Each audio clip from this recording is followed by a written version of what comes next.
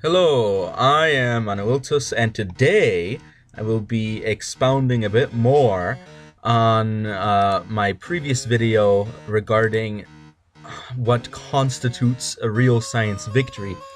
And I think an important concept in this is the concept of mutual exclusivity. And what is mutual exclusivity? Mutual exclusivity means that if person A wins, person B cannot win. And this means that for something to be a scientific victory, it has to be something that the moment it is implemented by the player that is implementing it, of course, no one else has any chance of winning anymore. And the option that I'm thinking about is nanites, specifically nanites that can be the kill switch or mind control. Oh, I misspelled control. Holy cannoli. There we go.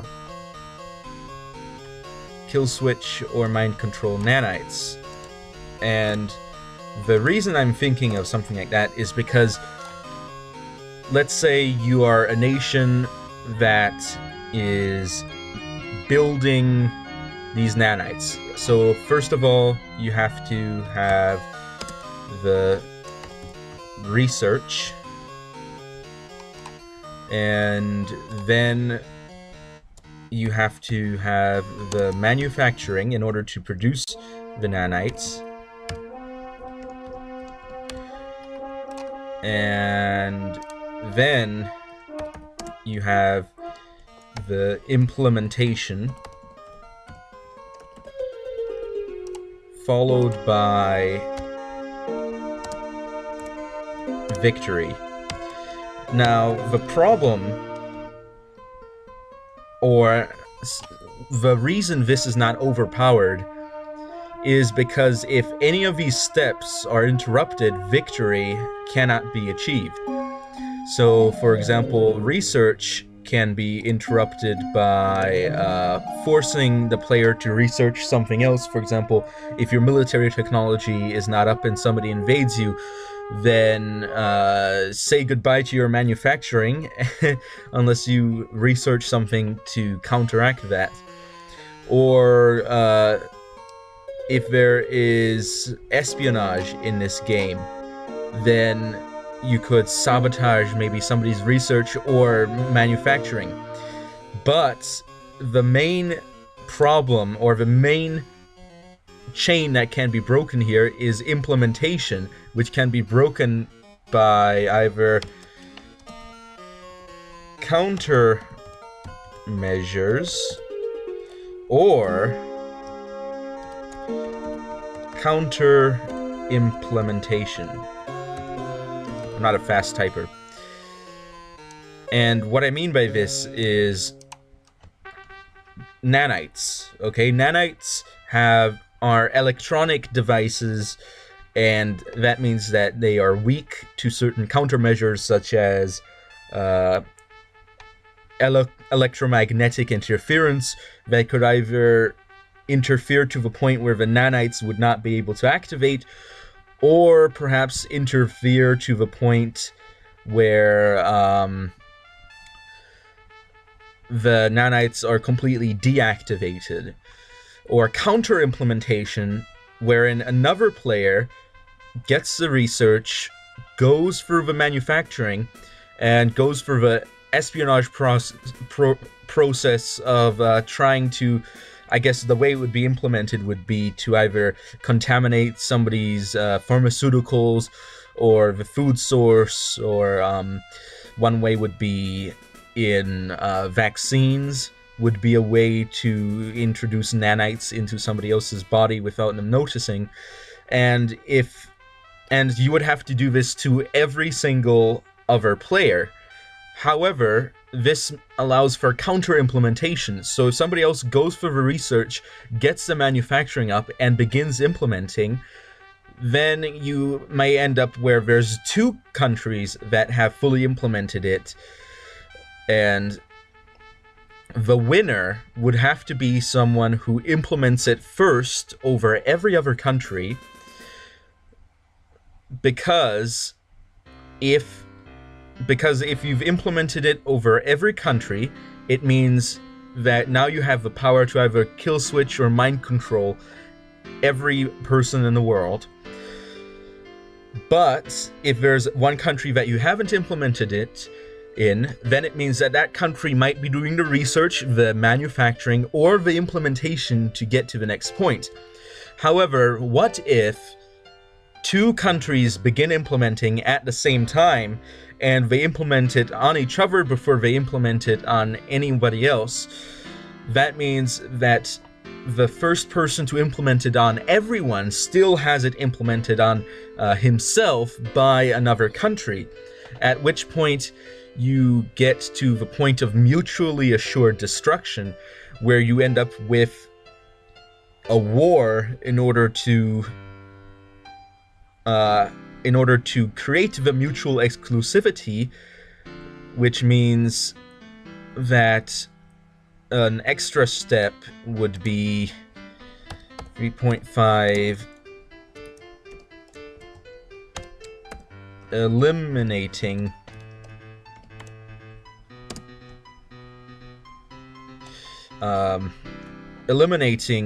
the countermeasures or counter implementation, in the sense that you've implemented it, but either it is impossible for you to go past somebody's countermeasures, or somebody has counter implemented on you. You have to destroy that person so that you become the only person who has implemented, allowing you to be the winner. So this is complicated. Anyway, another point that I had was I saw a comment talking about the Peloponnesian War and defensiveness being very important. And I agree that defensiveness is very important, but in order to achieve true mutual exclusivity, which then causes a victory, let me just, let's see, how big is my brush? Let's make it slightly bigger. Mutual exclusivity is required for victory. That almost points, there you go, that's better. You need to ensure that you have something, and the example that was given was force fields. The problem here is that if these force fields are implemented one day in one country and the next day in the other country, does country A have enough time to defeat country B before country B implements the winning technology? Because in the kill switch or mind control nanites, as soon as you finished implementing, you can, by threat or by mind control, force your opponents not to be able to have countermeasures or counter implementation. So another aspect in these games is plausibility, which means if you're doing a science victory, especially in a game that goes through historical ages, you have to have something that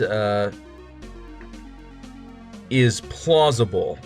For example, if I just use this again, mind control is a lot less likely, I think, than a nanite kill switch.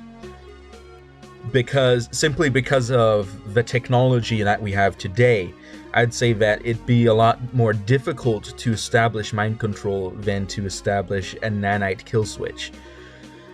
simply because of the difficulties in mind control itself, and the nature of a human brain not being fully understood to the point where one could introduce specific thoughts or specific limitations to thoughts, or more accurately, read the mind in its fullness.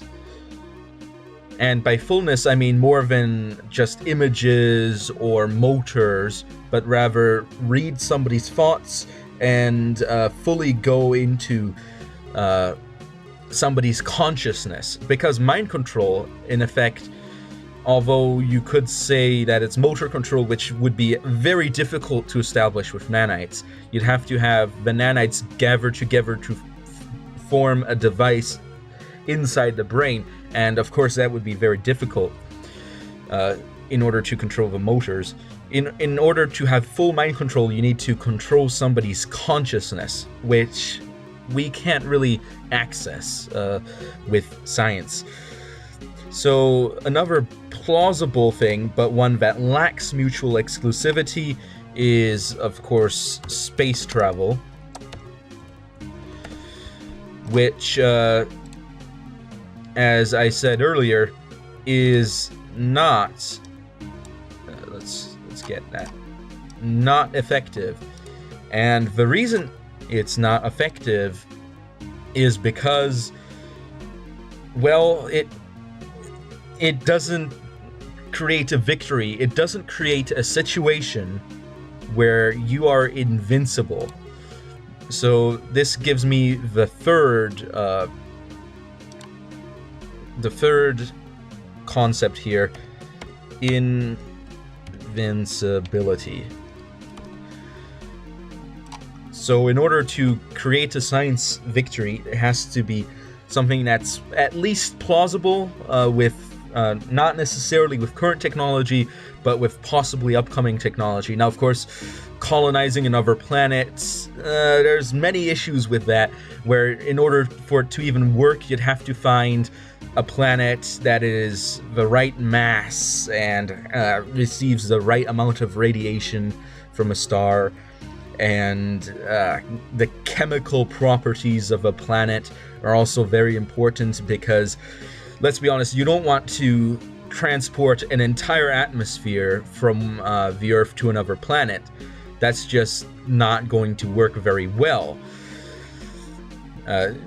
And carbon, and there's many things, and that could be another video about the problems with trying to colonize other planets. But I think these three things are what I could call the bullet points, or the main issues that are important when thinking about a science victory. So you have to have mutual exclusivity, only one person can win. Invincibility, if you achieve the goal, nobody else should be able to beat you, such as having a kill switch. Although, you know, theoretically it could be, but somebody could win. However, on a level of grand strategy, you've essentially lost if somebody gets a kill switch on you. And plausibility, is it something that you can think that's scientifically possible? And that's another problem that I had with the force fields. I'm thinking, not only doesn't very well give you an offensive edge, it also is something that I can't really fathom at the moment how it would be done. Of course, it is certainly better than some other options. Let me think. Something else. Oh yeah, a weapon that shoots you at any location on the planet, or more accurately, a teleporting weapon. That is not plausible,